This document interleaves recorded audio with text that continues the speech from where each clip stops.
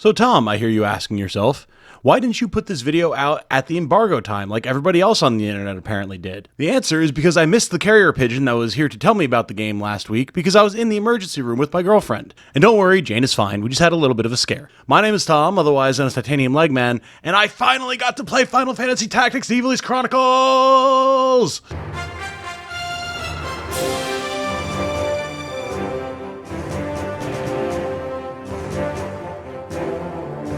Hello everyone and welcome back to the channel. If you enjoy what I do, including what is very quickly about to be ongoing active coverage of the full release of Final Fantasy Tactics: The Ivalice Chronicles, or any of my similar content, then a like on this video and a subscription to the channel would be very much appreciated. Thank you so much. Also, of course, huge shout out to Square Enix for providing me with an early access code for Final Fantasy Tactics: The Ivalice Chronicles. Being able to check the game out early and begin working on content is a privilege and an honor, and I cannot thank them enough. Also, as a reminder, if you would like to have a character that I have to use in my campaign of Tactician difficulty of FFT once it drops in a few short days, make sure that you're in my Discord and watching the channel. I will have videos and notifications up on exactly how, when, where, and why you can go about doing that. Hopefully, if you're watching this at time of release, by this time tomorrow, if I can make it happen, we shall see. It's going to be a very fun time. I always enjoy doing campaigns with y'all's characters. I think this is going to be a particularly special one, given A, how much we all love FFT, and B, how nasty I've learned the Tactician mode can be.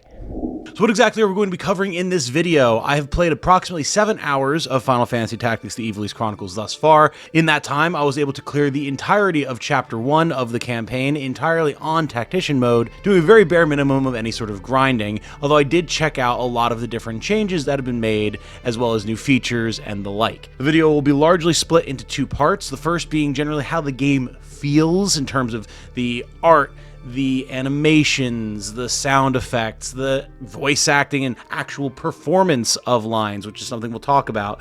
Just what the overall presentation is and how it feels jumping back into this remastered version of FFT. And then in the latter half, we're going to talk a lot more about the different mechanics and difficulty and how things have maybe been changed and the like. We're going to start off with that overall game feel, as this is not only a discussion of Tactician mode in general, but also my first impressions. So I feel like it's only right to talk about what those impressions are. If there's a particular part of the video that you would like to jump to, you will find timestamps for everything in the description, in the play bar of the video, and on screen now. Feel free to jump around as you so choose. As far as my first impressions are concerned, the game just feels right to play. Nothing feels so off or strange or changed that it feels like I'm playing an intrinsically different game than the baseline FFT or War of the Lions, and the issues with those releases have pretty much all been smoothed over as far as I've been able to see thus far. I'll grant I have been having some muscle memory issues with things like menu navigation in certain places, like the formation screen where you've had changes to how menus are actually laid out and how you navigate them, but that's just from decades, shockingly, of playing different versions of Final Fantasy Tactics that all had the same control scheme. So over time, that will kind of iron itself out for me, and I'm sure it will for you as well. The actual setup of the new menus is, to me, completely fine, and it definitely feels like it's going to be much faster and easier to navigate once I kind of rewire my brain for it. There's way less menuing in general. It's a lot easier to get to the different sections of equipment, abilities, stats, etc., especially when you're setting up your characters, than it ever was before. To say nothing of how much more visual fidelity there is on screen in terms of what everything does. You're not constantly going into submenus of submenus, looking for specific minutia about charge time or special effects that an ability might apply, or just what the ability even does. It's all laid out very quickly for you, so at a glance you can tell what it is you're looking at and if you found what it is that you're looking for. Of course, if we're talking about game feel, we have to talk about game speed and that horrendous slowdown from the War of the Lions version of the game. Some of you will have a lot more experience with this than others, as I know many of you have only ever played the original release. Some of you have only played the mobile release that sort of fixed the slowdown of War of the Lions. But yeah, if you're not aware, War of the Lions had an atrocious amount of slowdown that I've always been told had something to do with the actual disc format of the PSP, but I'm no expert on that type of thing, so take that with a grain of salt. None of that is here anymore. Abilities go off super fast and snappy, just as they always did in the PSX release. All of the sound effects, as such, line up as you would expect them to, so there's no weird disconnect there, and it just looks so nice in motion. And that's before we even get to the speed up option, where everything still feels like it's appropriately paced, even though you're fast forwarding through the battle. We'll talk about that more in a little bit. Beyond just the animations themselves, though, as I was kind of mentioning with the menus, once you know how to navigate FFT, you can move through everything so quickly. Like, I was a little wary that there was going to be some level of added slowness in these menus, just because I found when you wind up starting to mess with game engines and re-engineering code, you can lose some of the crispness that a game originally had, but I haven't experienced any of that here, with the only exception being sometimes it feels like my cursor isn't moving as quickly as it should when I'm moving between rows of equipment or abilities in the character formation screen. Maybe that's just an issue with my controller in particular, but it doesn't seem to happen anywhere else. I'll be curious to hear, once you guys have had the chance to play the game, if that's something that you experience as well or anywhere else in the game. Now back to that speed up button, the fast forward mechanic. This is an extremely good addition with one slight annoyance that to me isn't that big of a deal, but I know will probably be annoying to a lot of people. If you've played any sort of a tactical game in recent releases, or if you're familiar with the ROM scene and emulation and everything, there's always a way to speed up gameplay to get through a slower series of animations or an unskippable cutscene or the like. And we have that now in FFT, the Ivalice Chronicles, as well. At any point during a battle, for me, I'm playing on an Xbox controller, I can just hold RB, keep note of that word, hold, and everything will accelerate to a much faster pace. Attacks will go off more quickly, lines will be skipped, you won't hear like spoken attack dialogue, casts will happen extremely quickly, and it feels really snappy. It's been really nice thus far, as there's been a fair few times where I've gotten absolutely walloped by a boss, which again, we'll talk about in a little bit when we get to the mechanics section, and I just desperately wanted to get back through the beginning sections of a fight where it's pretty much the same steps that are being taken over and over, so that I can get back to the meat of the battle and try again from where I was previously slain. As you can tell, this is absolutely a phenomenal feature to have. The issue is the fact that this is a hold button. You cannot toggle this mode on at the press of a button. So if you get stuck in a fight where you are just dying and resetting and trying again over and over and over again, skipping all that dialogue, speeding through the opening turns, you can very well wind up tiring out your hand, or not for nothing, your controller pretty quickly. As I said, it's not a huge deal. It is not a game-breaking issue for me in any way, and I imagine for most people they'll probably feel that way. But if we could get a patch, maybe a little bit of like a quality of life pass update for some of these features, where that can actually get changed in the options to like be a toggle if you want it to be, that would be great. I think it'd be nice to just have that as an option. So that way, if you're expecting to just be like, all right, here we go, once again, under the breach, just turn that on really quick so we can get back to where we were. You can do that without just sitting there holding it down. I think that'd just be nice. We touched on sound effects briefly in terms of that they're properly synced up with animations now, but we need to talk about the sound effects themselves and how high quality they are. I'm not going to say that every single sound effect is one-to-one the same as the original PSX release, but they are infinitely better in every way, shape, and form than the very, very compressed and tinny War of the Lions sound effects. Tell me.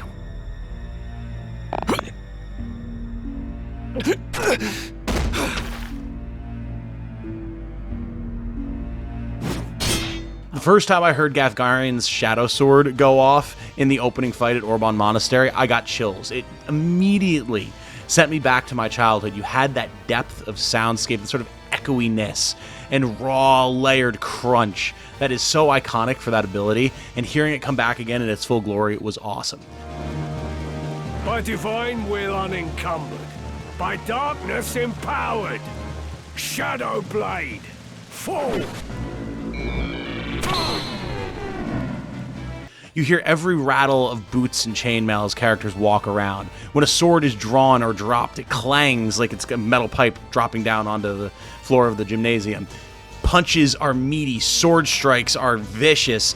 Everything feels as visceral as I remember it feeling back in that original PSX release, even if, again, not every single sound effect is the same. And that is such an important part of what makes FFT so great. It has such a phenomenal soundscape, and the sound effects were one of the biggest casualties of the War of the Lions release, and there's some certain bits and effects that I'm extremely excited to hear later on in the game once I'm able to get there, because they were impactful on Child Me and still stick with me to this day. If those of y'all who know, think of Rio Vein, probably know what I'm talking about.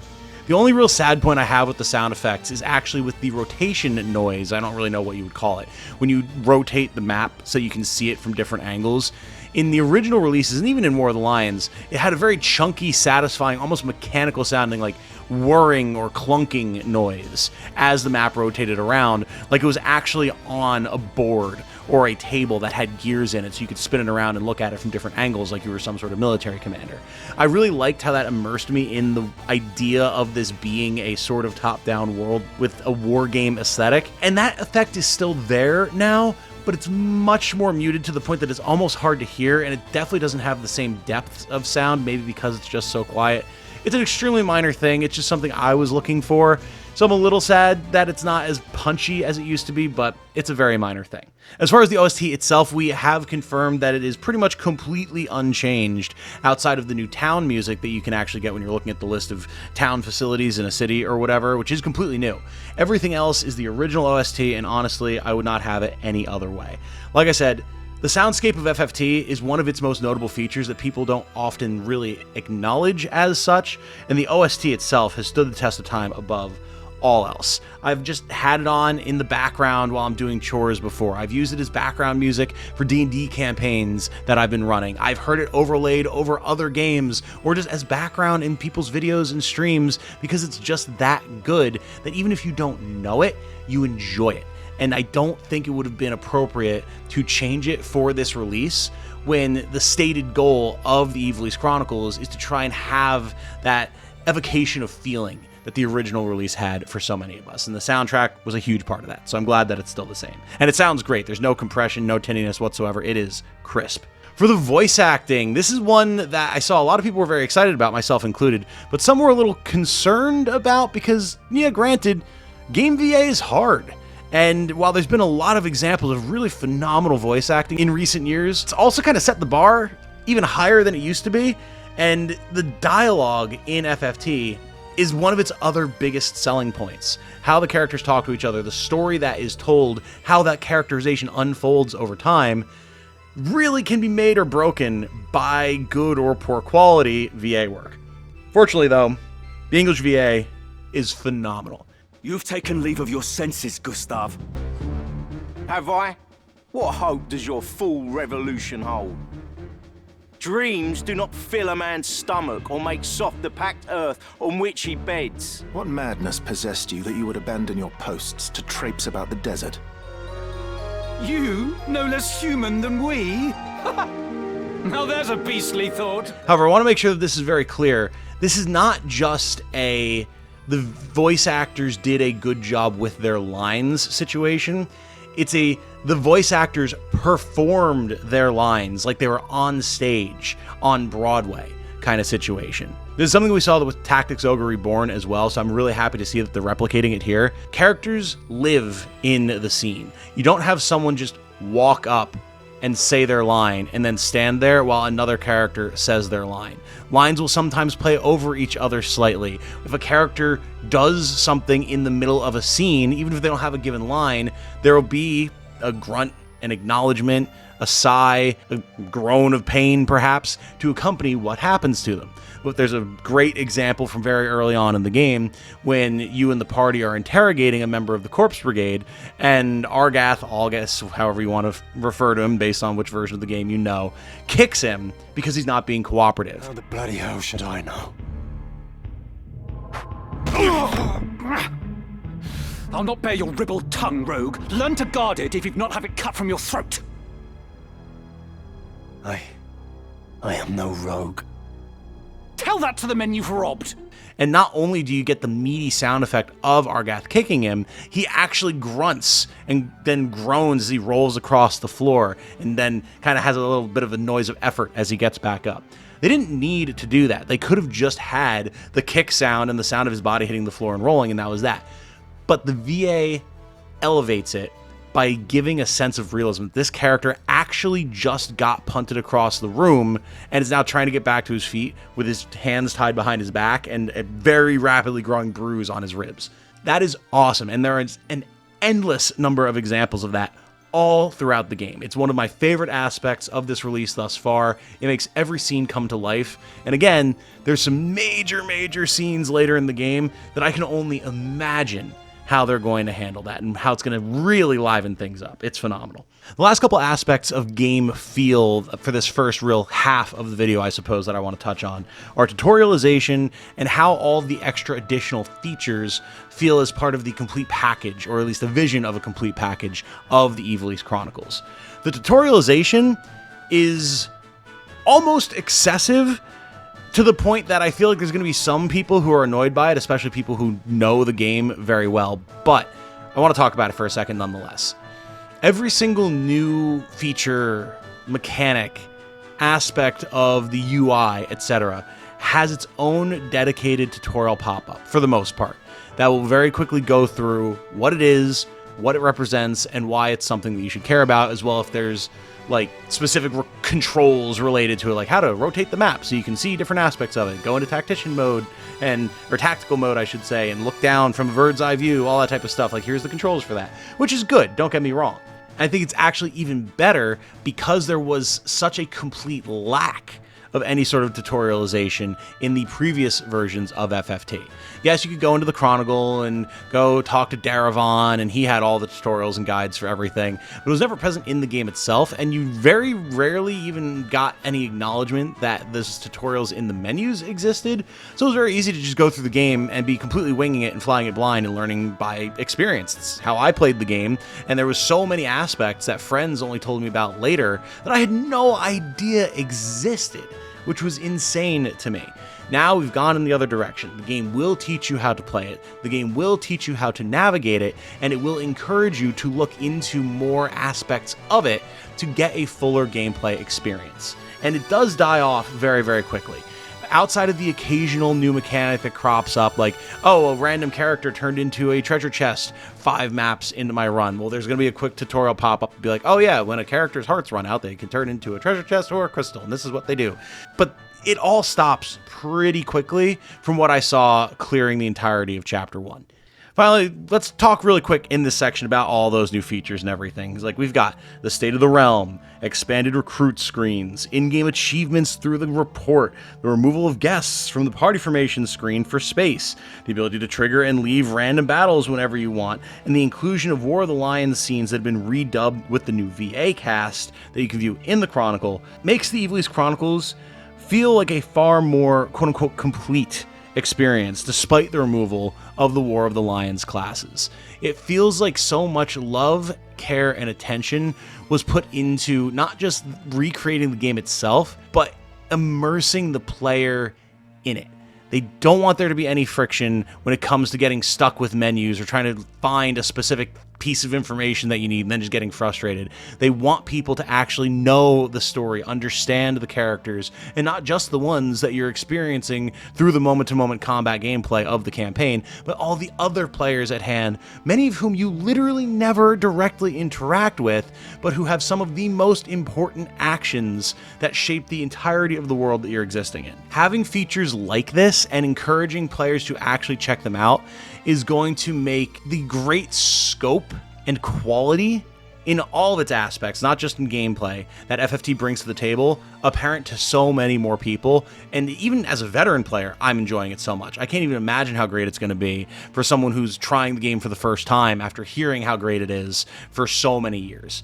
Absolutely phenomenal stuff, and I'll definitely be talking about them more once we're not doing this initial first impressions video. With the overall impressions of the game in general finished, let's move on into some of the more nitty-gritty mechanical stuff, as well as discussion of Tactician difficulty as a whole. I'm going to be going through this pretty rapid fire. I've organized my notes a little bit, but I mean, there's just going to be a lot to talk about here, so make sure you stay with me. We probably won't stick on any one topic too long because I don't want this video to be gigantic, but, you know, we'll see what happens. Right off the bat, more intrinsic abilities for jobs. What does that mean? If you were not aware, certain jobs like Monk or Ninja have intrinsic abilities, and have always had intrinsic abilities, that are a core part of how that job works. Monk has the innate Brawler ability, which boosts the attack of unarmed attacks and other certain like martial arty type attacks like Rush and Throw Stone from Squire by a significant margin. We won't get into the exact math here.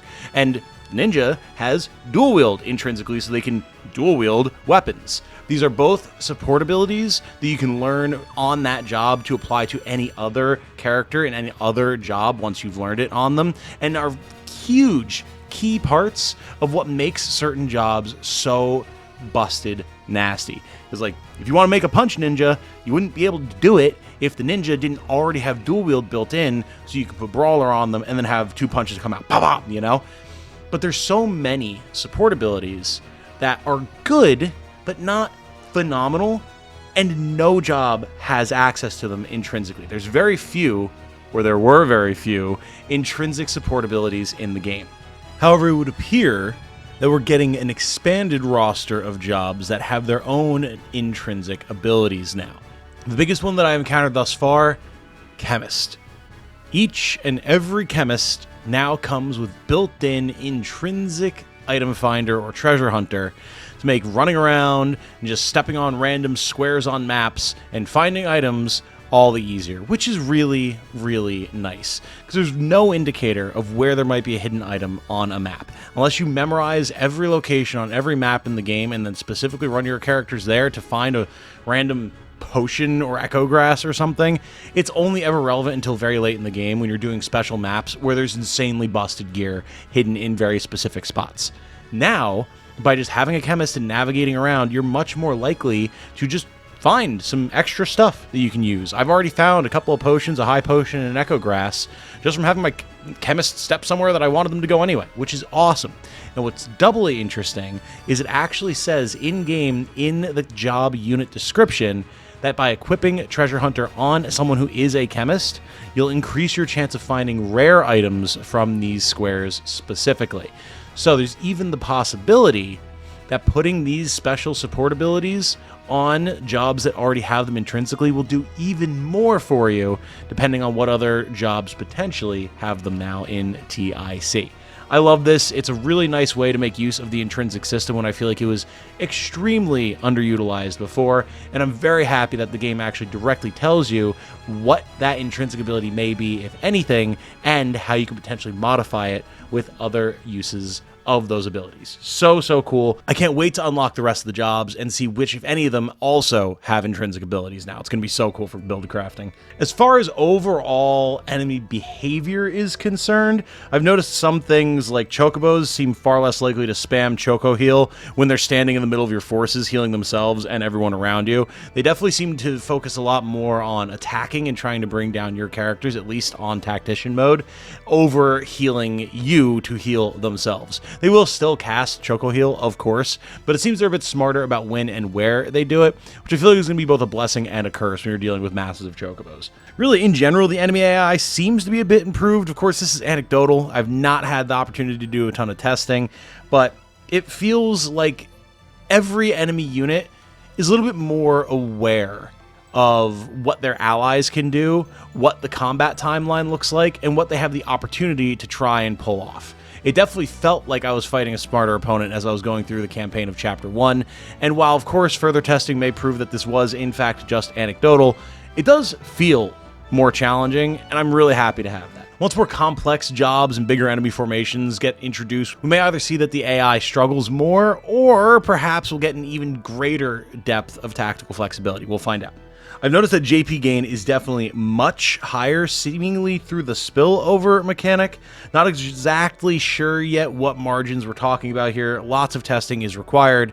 But I mean, for example, I was very quickly unlocking things like Auto Potion on characters like Ramza, who not once was ever in the chemist job, and just got the JP for it. Which, when that is now a 400 JP ability, and we'll talk about some of the changed JP costs for abilities in a little while here, that's not nothing. And it's not like I was sitting there grinding constantly. I did maybe 3 random battles over the course of the entire campaign of Chapter 1.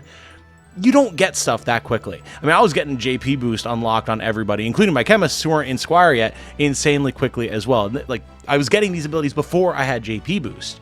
So there's definitely something that's been changed here, and I know that that was talked about, that it would be much easier to gain JP because there are so many abilities to unlock. So definitely going to be doing some testing on this one. I'm sure other people are or already have as well, but I do like it. It's nice to see, and it's going to make the need to keep JP boost equipped for the entire game feel a lot less necessary now, which is awesome. I've also seen that certain monster abilities are definitely changed. The big one that I noticed thus far is actually bombs.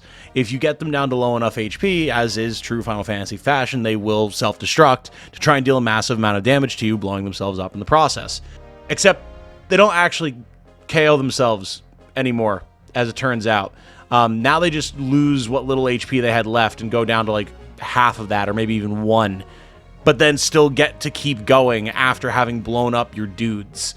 I was shocked when this happened. I can already see some fun potential for actually recruiting things like bombs and turning them into, you know, walking hand grenades, essentially.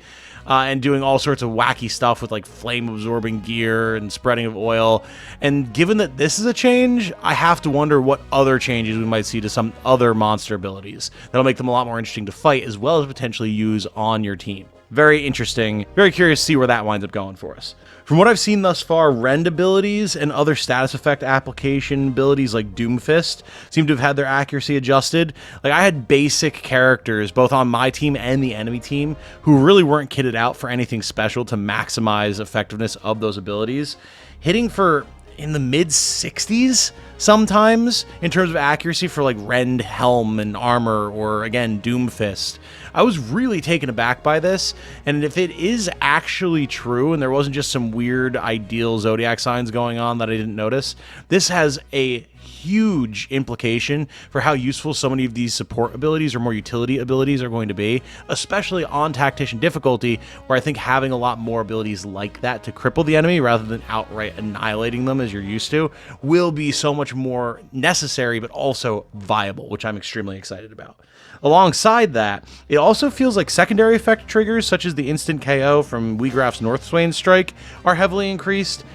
Maybe I was just getting extremely unlucky. That's always a possibility. But in the battle against Wiegraf near the end of Chapter 1, he got instant death triggers very often in my fight against him. Like, many fights were lost. And not just because I was doing the same actions over and over and there was some weird set RNG thing. Like, many fights were lost because he would just one-shot somebody with Northswain Strike, even though, obviously, he hadn't done enough damage to clear all of their HP. I don't know if it's something with that fight. I don't know if it's something we're going to see more of over the course of the game. But, man, it felt rough, and I think it's going to be pretty cool to have more of those sorts of bonus effect abilities triggering. As far as other ability changes, charge just seems to have been massively reduced in general. I don't think I saw a single spell that I was trying to cast. And granted, I was only in like the second level spells, so Fire, Thundara, Blizzara. That took more than 3 turns to trigger, ever. And it's not like I have swiftness equipped on anything. I'm using basic black mages with the best quote-unquote gear that you can get from the shops at the point that I was using them, which is garbage stuff. They don't have anything fancy going on, and they were consistently casting extremely quickly. We'll have to see exactly how this goes for the higher tier spells once you get into like your Fiery Oz and your summons and your meteors and things. But it definitely feels like casting has been massively, massively sped up. And the same thing goes for like aim. I was only using up to aim 3, but aim would trigger extremely quickly as well, and it felt very reliable in terms of damage boosts for archers, which I think is going to make them a lot more viable as well. I mean, hell, if it's fast enough, you could even wind up seeing opportunities for things like aim as a secondary ability on a different job and class combo to get really nasty stuff like knights with equip axe and aim and just stride across the battlefield, cleaving things in twain. I could definitely see that being a lot more viable now because it seems like these charge skills are triggering so much faster. And that's awesome because you never basically ever wanted to take aim on anything as a secondary job skill, and now, for raw damage, it might actually be viable. For the last of the general mechanical changes, there's definitely a lot of abilities that have been tweaked in terms of how much JP they cost, either up or down. We already mentioned that Auto Potion was upped to 400, which I think is appropriate given how strong of an ability it is. Time Mage's Meteor was brought down from a mighty 1500 to a much more reasonable 900, and combined with the presumed reduction in charge time that I would imagine it would have, that might be a much more reasonable spell to cast quite regularly as a massive AoE option.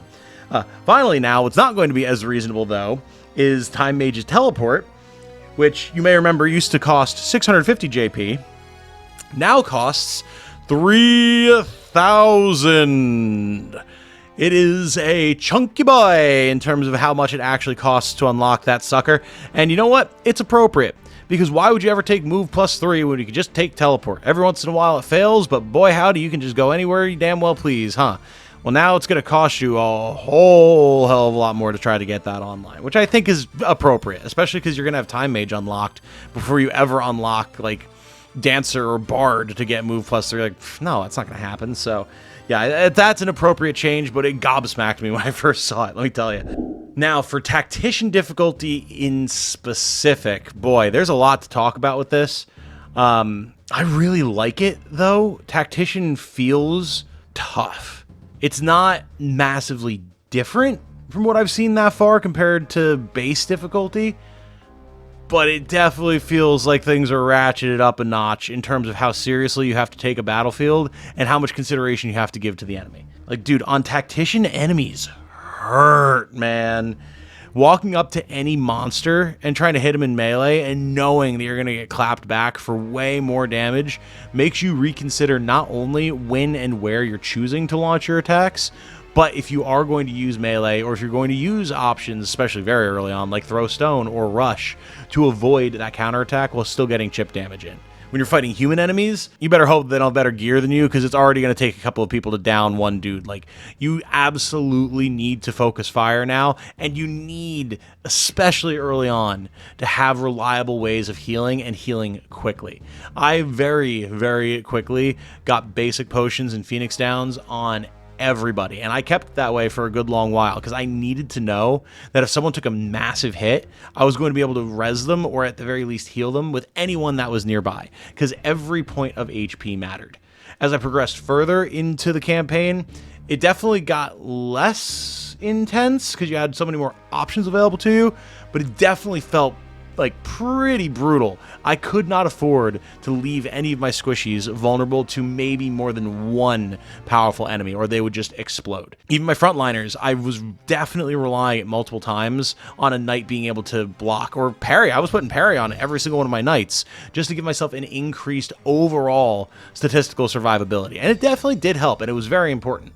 The game doesn't feel at all like it's unmanageable, like it's unfair in its difficulty on Tactician mode, but it's definitely a mode for people who know these games very well and knows how to take advantage of all the tools that they have available to them, because it is absolutely a requirement here. Now, I will say it doesn't appear that there's any new formations or additional enemies or anything like that in any of the missions that I've seen. However, of course, I did just get to Chapter 2, so that could change, so don't hold that as gospel or anything. But even so, I kind of like it. The force multiplier of giving some extra damage to enemies is a whole different beast than having them outnumber you even more severely than they already tend to in this game. Like, having, 10, 20%, whatever it might be, extra damage on your attacks per dude is way different than having a whole nother guy who can be doing attacks, blocking movement, using magic, using items, generally being a thorn in your side. It's way better to have more people than slightly stronger people in a lot of scenarios. So I'm enjoying this a lot right now. It reminds me a lot of Triangle Strategies hard mode, where basically it was like, yeah, enemies are going to crush you, but you have the tactical tools at your disposal to neutralize them without necessarily being able to just one-shot them. What may have changed is some boss loadouts. My memories are a bit muddled in terms of what bosses had what between the War of the Lions version of the game and the PSX version of the game, because there's definitely differences between the two, and I can't remember which one is which, if there were any differences at all. But there were definitely a couple of times where bosses had ability loadouts that I wasn't expecting. That could just be a memory issue on my part. My apologies. I have memory issues with that type of stuff, but it is very possible that bosses have some different setups, and I'm excited for that because it could definitely change the way a fight will play out. I'm definitely excited to get later into the campaign, see some of the other major boss fights or just notorious battles in general with a big swath of dangerous enemies at strategically advantageous positions, and see just how far the game will push you and how much more viable all of the other less used support abilities we've always had access to become as a result. It felt extremely good to play thus far. I'm very much looking forward to diving into even more of it. I think it's going to be a grand old time. We'll find out if that one-on-one duel with Weegraph that the devs touted as making people cry is actually as bad as they're saying it's going to be. And frankly, I hope that it is. It really should be if we're on Tactical, but we'll find out if I'm going to eat my words. And that, my friends, is my initial first impressions of Final Fantasy Tactics, the Ivalice Chronicles, after 7 hours with Tactician difficulty. I'm loving every second here. I know that I'm biased because Final Fantasy Tactics is my favorite game of all time, but that also means, as my favorite game of all time, I have a lot of background knowledge that I can use to be critical of the game. And thus far, I have very little reason to, if any at all.